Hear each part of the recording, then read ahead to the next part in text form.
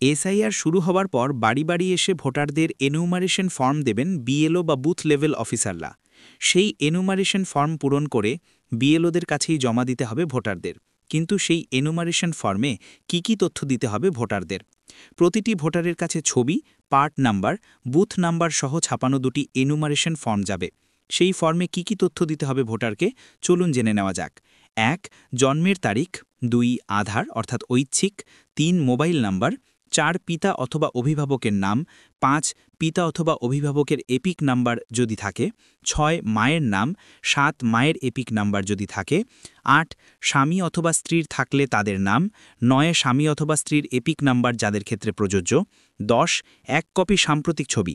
এছাড়াও সর্বশেষ এসআইআরের সময় ভোটার তালিকায় ভোটারের নাম না থেকেও থাকলেও তার বাবা অথবা মায়ের নাম থাকলে তাদের এপিক কার্ড নাম্বার, কোন বিধানসভার ভোটার ছিলেন সেই তথ্যগুলি দিতে হবে।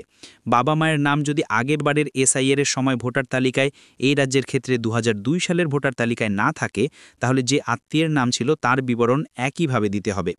ভোটারের দেখা না পেলে বাড়িতে লেটার বক্সে বা দরজার ফাঁকে এনুমারেশন ফর্ম ঢুকিয়ে দিয়ে আসতে হবে বিএলওদের, এমনই নির্দেশ দিয়েছে কমিশন।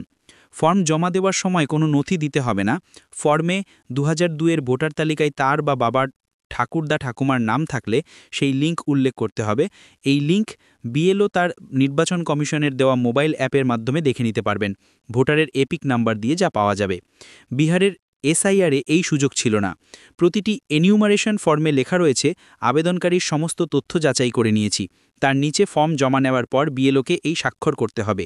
মোট ২টি ফর্ম দেওয়া হবে ভোটারদের, যার মধ্যে একটি ফর্ম বিএলও তার কাছে জমা নিয়ে নেবেন, আরেকটি ফর্ম তিনি যে জমা দিচ্ছেন সেটা রিসিভ করে ভোটার তার কাছে রেখে দেবেন। যে ফর্মটি ভোটার তার কাছে রেখে দেবেন সেটিতেও বুথ লেভেল অফিসারের সই থাকবে। বিএলও এনুমারেশন ফর্ম জমা নেওয়ার জন্য একাধিকবার আবেদনকারীর বাড়িতে যাবেন। আবেদনকারী মনে করলে সরাসরি ইআরও অফিসে গিয়ে ফর্ম জমা দিতে পারেন। জমা দেওয়ার সময় আবেদনকারী রিসিপ্ট কপি হিসেবে দ্বিতীয় ফর্মটি বিএলওকে দিয়ে স্বাক্ষর করিয়ে নেবেন।